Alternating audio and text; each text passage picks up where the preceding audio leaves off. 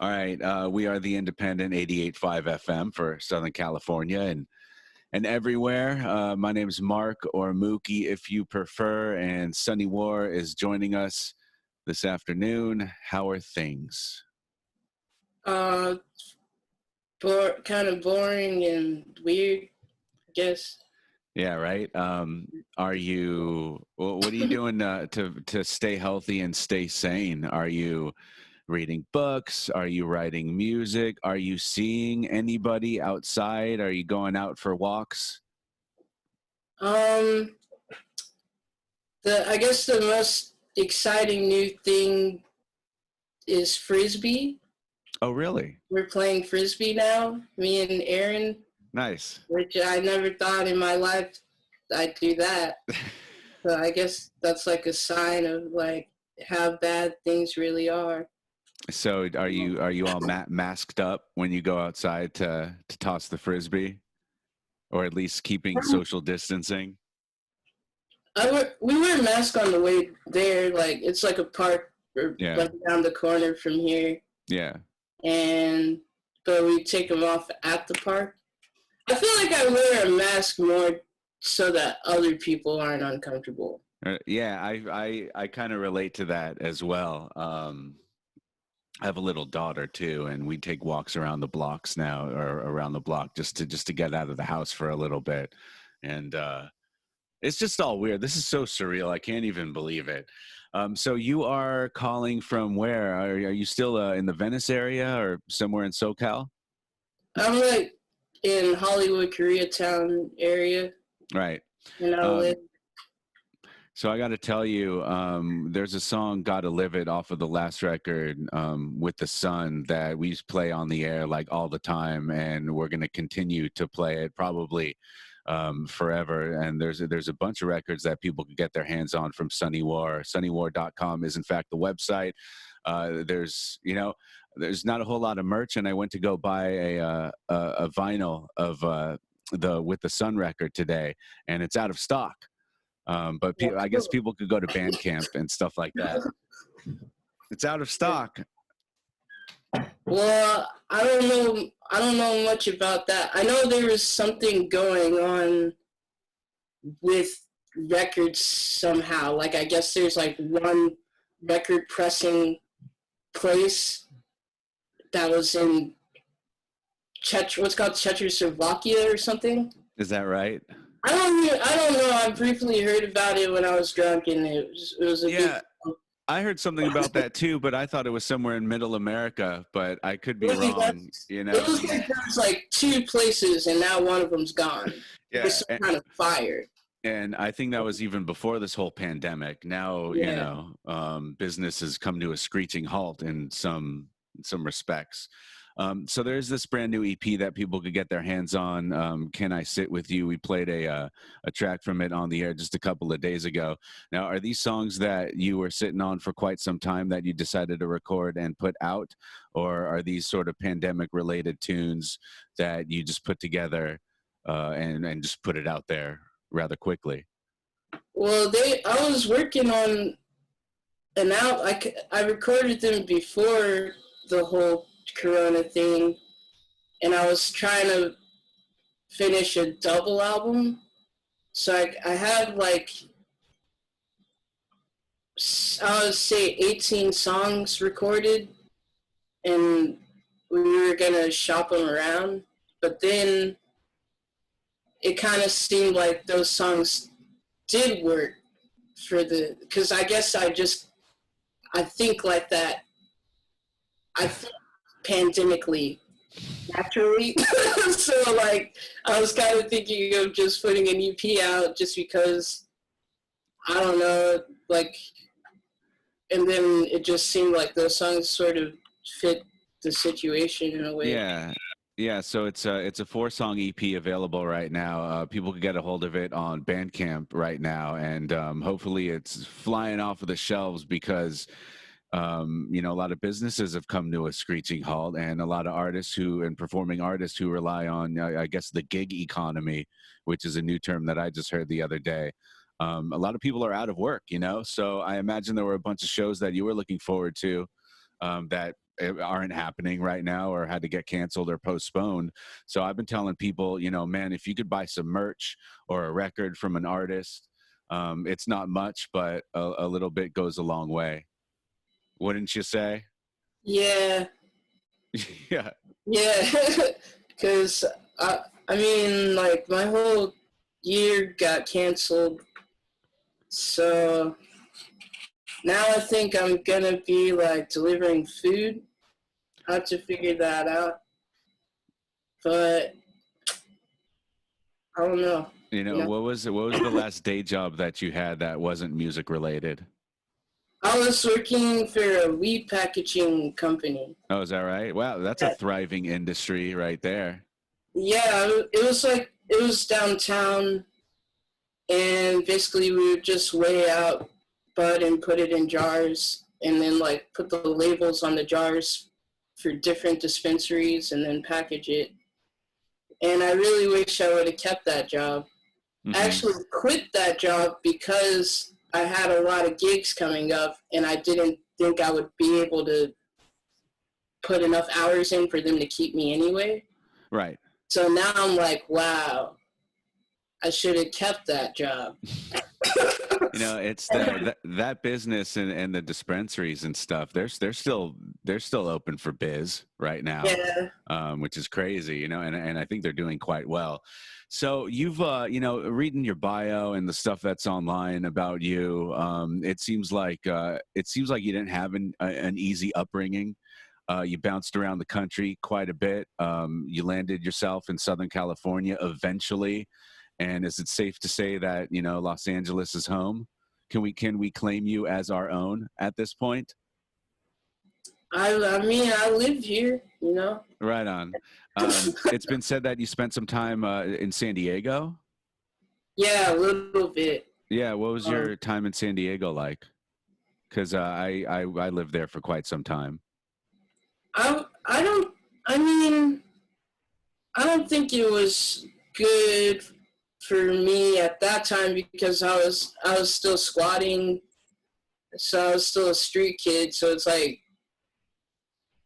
it's hard to really know how I feel about places I was just homeless in. You know, Yeah, it's like yeah, I had a lot of fun there. I went, like I went to bonfires and drum circles and met a lot of really interesting street musicians, and I did pretty well busking out there. But I haven't really spent a lot of time there since not being a street kid.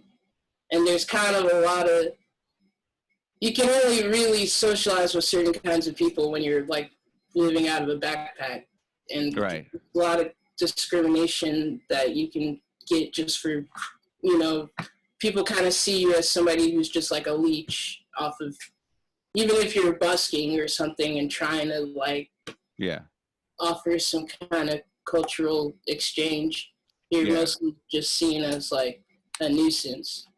And then there's a lot of run-ins with the cops and stuff. So it would be different now, I guess, if I were to go back now. I know I was always jealous of their beaches, like compared to here. mm, Theirs is like clean, like they have really clean, pretty beaches. So I think I would like to go back just for that, right. just hang out.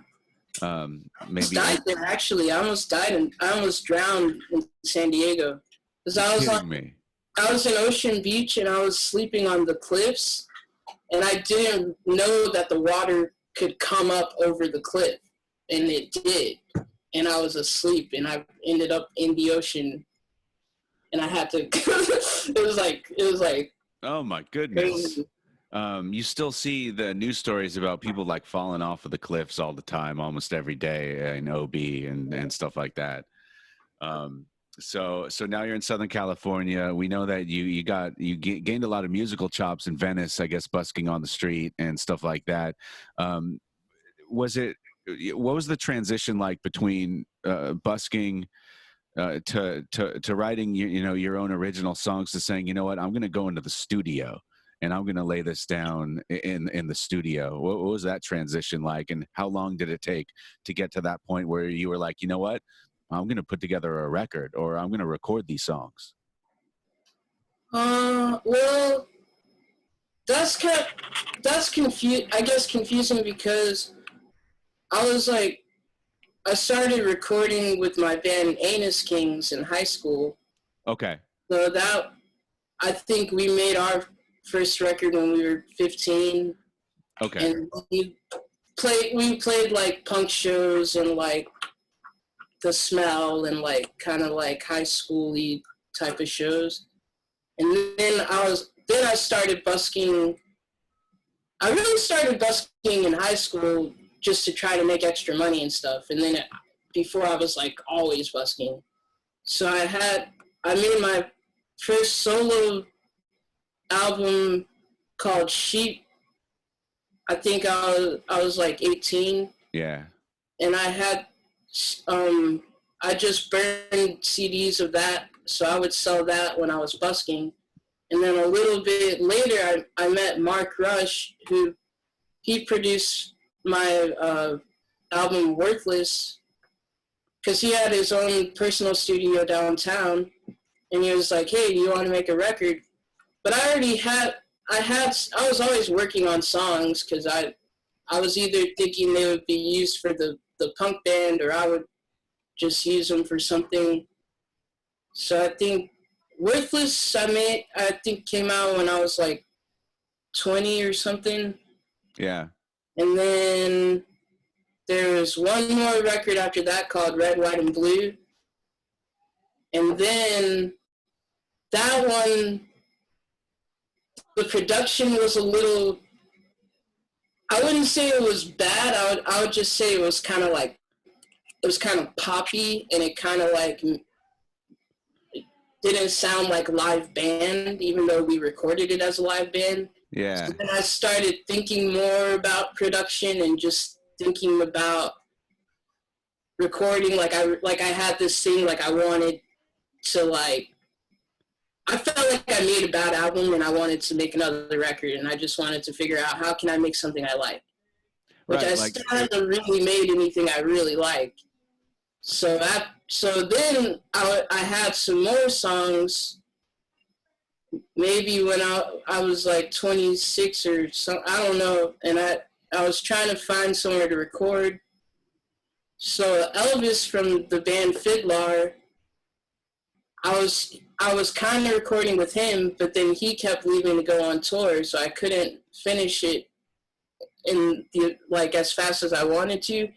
So then I talked to my friend Jeff from Venice, who was playing in Particle Kid, but I used to see him on the boardwalk because every time I would bus, he would stop and listen, and we would talk about music and stuff. And I told him, like, I've been trying to record these songs, but my friend keeps going out of town, and I can't work on it unless he's here. So then he introduced me to Harlan, who ended up producing With the Sun and Shell of a Girl, who was in Venice. Amazing. So Jeff was just like, well, you should try to meet this guy and try to see if you can record there. Amazing. So, speaking of, Particle War is actually something that people could get their hands on right now, too. A bit of a collaboration, right?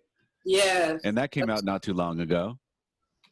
Yeah, that's a collab with Micah, with Particle Kid. Yeah. And I just think that's a really weird record. You know? I haven't been able to listen to it quite yet, but when I was doing the deep dive into the Sunny War, I guess, discography, I noticed that there was that collaboration out there. Again, Sunny War is here from an undisclosed location. I think he actually said somewhere near Koreatown. We are the independent 88.5 FM.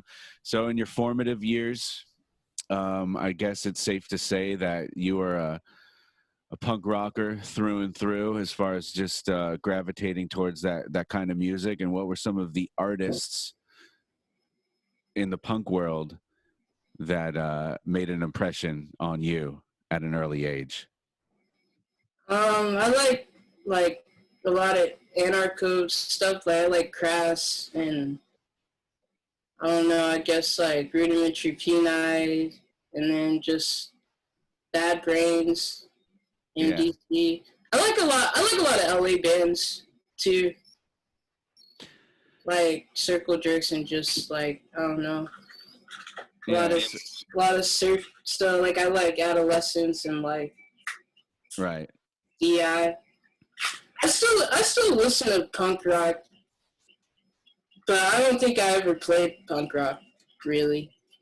Well, that's the thing. I mean, people write about your music, and it's it's been said that your style of music is sort of folk punk, and it's weird for people to wrap their heads around just those two words together. When you hear a Sunny War song and it's thoughtful and kind of subdued and like sort of cerebral, um, sonically as far as the music, it doesn't make you think of a punk song. So when you write material like that, are you going out thinking that, oh, here's a folk song, or is that something that just happens organically, just what happens? Um. Well, I think I used to sound kind of punk when I was younger. Like I think when I was first busking, because I used to play really really fast. Yeah. I also used to do a lot of drugs that made me play really fast.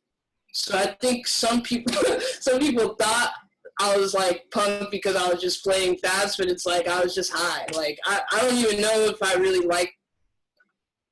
I'm trying to think like as far as there's like folk punk bands that I like that me and Brian as Anus Kings, we used to play a lot of folk punk shows, but it was just fast folk music. I guess like lyrically it was kind of punk rock. Yeah, lyrically punk rock for sure, but sonically with the music accompaniment, I guess might lean more towards folk. One might say. I think I just play folk music really. But so clearly you have an affinity for punk rock, I guess, a genre of music. Was there any part of your life where you really got into some of these sort of singer-songwriters and acoustic performers as well? Well, I really love Elliott Smith, and I really love Jillian Welch. But to me, both of them lyrically are super punk rock. So it's like, and then now it's like, I'm not sure. Well, there's like a lot of punk and metal I listen to only for the music, but it's like most of the punk stuff I really loved growing up, it was the lyrics for me. It was the message. So I think if I liked what they were talking about. But then it's like a lot of folk music has the same message. Like as far as like just old like Woody Guthrie type of stuff, it's just kind of about being an individual and kind of like I hate the government and it's kind of the same. It's like music for people by people. Yeah, the anti-establishment stuff and like the protest songs type of thing as well. Too, Do you have some of your punk rock friends from back in the day? Do you look at them thinking how anti-establishment they were back in the day, and now sort of how establishment they are now? Because I see that a lot with some of my people. They're all posers to me. I don't know, cause I'm telling you. I don't know, man. Like if I see somebody like with the mohawk and a leather jacket and all that stuff, I'm just kind of like, just silly. I don't know. Right. There's like way more punk rock people just like smoking crack in Skid Row right now. As far as like being an individual, it's just sort of like it would take like the last punk show I went to was like a year ago to see MDC and Verbal Abuse. And then it's like I went with another guy, this guy I was dating at the time, and we're both black and we're at the show, and most of the people there were like they were like Latino or white. And then it was like this guy came up to us, like we were outside smoking a cigarette, and then he was like, "You guys don't have to be uncomfortable, Do you like Bad Brains?" Like, it was just weird. It was just like this whole thing, like, sure. it kind of made me feel like, oh, because we're not like wearing a uniform, like, and we're not like, he just automatically assumed that we were just out of place and we just didn't know where we were. And it was just like, this isn't even a bar that people go to. Obviously, we're here for the show, and you have to pay for this ticket to even be in here. So it's just like, I hate punks. Like, I hate all of them. I don't know. They're cool. Actually, it's not That's true. so funny. No, I understand what you're saying, but there's a lot of people who, claim anti-establishment, but it's like the herd mentality. A lot of people are the same, and all of that. Just say no more. I think I totally understand what you're talking about. And then they think that they're like, I don't like people that pretend to be like humanitarians and shit. And I think a lot of like punks and hippies and stuff, they just think they care about stuff, and maybe they do, but they don't. They do the same amount of stuff as people who don't care. So it's just like, well, what do you like? So it just gets to a point where it's like, okay, you're so anti-establishment and you're always whining about the system or whatever, and it's just like, but what are you even doing? Like, if you're not going to do anything, then I'm just tired of hearing about it. Like, yeah. It's like you're still paying your bills and your rent and doing all the things that everybody else that you hate is doing. So it's like, what are you even talking about? Right, there's a lot of talk and not a lot of action, right? Yeah. I don't. Sometimes you just gotta get to a point where you just admit that you don't do anything. You know, It's a lot easier. Like, so again, let's. I want to get the EP, the name of the EP out. Can I sit with you? And the art of it. Did you have a say in the art? Did you put the visual arts together for the new EP with you, sort of in a mask? No, but it was my idea, but I don't know how to do like graphic design. Yeah. So my manager did it. Yeah. But I just thought, can you put the mask on the Afro cartoon? And that's it. And it happened. Well, it's out there, so people could do the Google or just go to sunnywar.com. There's a number of releases that you put out over the years, and there's some great content as far as videos out there online as well. People could do the deep dive into the world of Sunny War, and we certainly encourage people to do that. And hey, if you're in a position out there to support an artist and buy some merch, or buy a record or a CD, or go to Bandcamp and get a digital download, please do that, because we feel like you're an artist that's definitely worth supporting. And we hope when the dust settles and everything sort of gets back to normal, I mean, we'd love to have you in studio and we could do it live on the radio. We're in the San Fernando Valley, so not too far from you. Thanks for playing my music and stuff. And my pleasure. I'm a fan, and I will continue to be a fan. And anything else to touch on before we kind of wrap it up and go on with our days? I don't know. Just, I guess, wear a mask and stuff, and don't leave your house. Yeah. We're doing a lot of we figured out this technology, and we've been doing a lot of artist interviews in this Zoom format, which is amazing. And I've talked to a couple of people who said that they feel like the record that they just put out is going to be the long lost record, because think about it, like you write an album and put together a plan to promote and go out on the road. And all of that just gets scrapped, So now all of a sudden there's a new record out, and now artists are working on new material already. When they should be promoting the last record, Are you writing like now, or are you kind of just taking a big deep breath?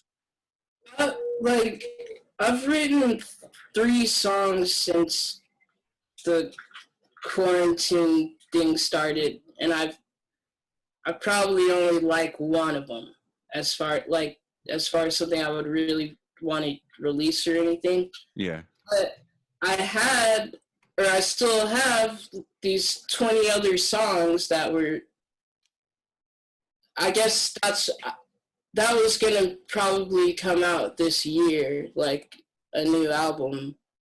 But now it probably doesn't make sense to do. But I don't know. Like we the following year, I still have all these recordings that I was working on, and they're pretty much finished, and I don't really know what to do now.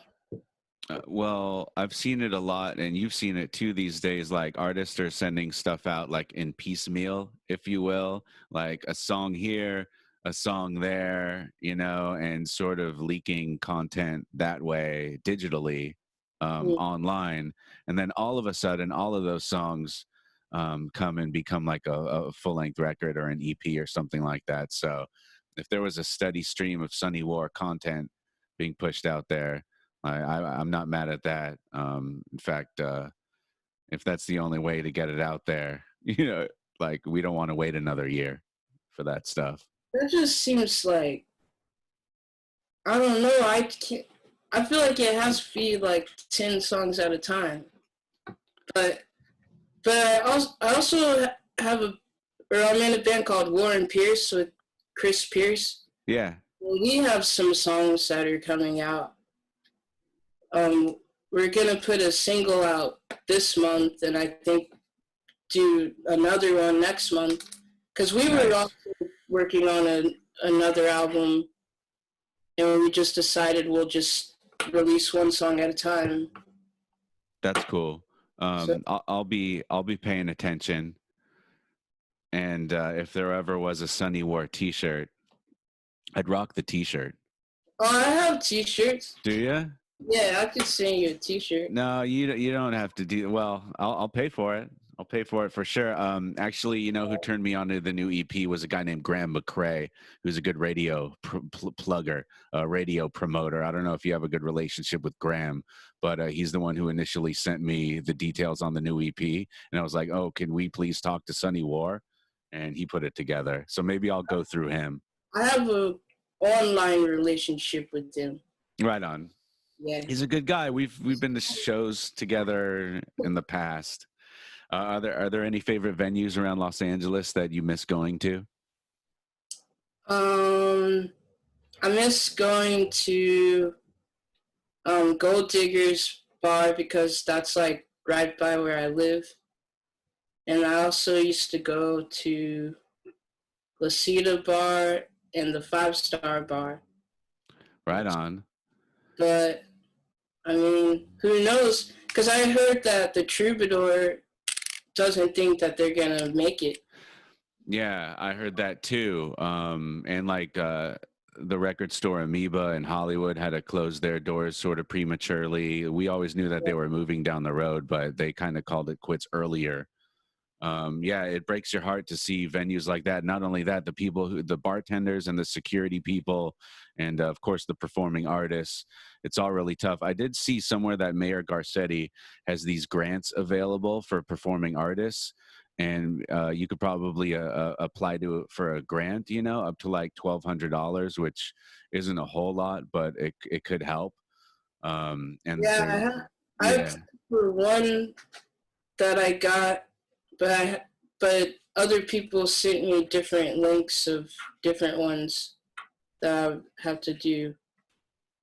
But I was just thinking, like, if the Troubadour is closing, then how could a smaller venue that didn't even do as well as them? I was kind of like thinking the other day, like, it's gonna be a totally different place. Like. Yeah. Have you done any online like streaming of performances? No, because I don't like the quality. But I have uploaded like a couple videos where I can like where we can mix it a little bit. Cause all the live streams that I've seen of bands and people that I like, it's just like, it just sounds weird. Like it doesn't, I feel like there's no way to get the Instagram live quality up or the Facebook live quality, like, which is, like, I get that it's cool that they're doing it, but it's hard for me to be like, I can't. Yeah. I don't know.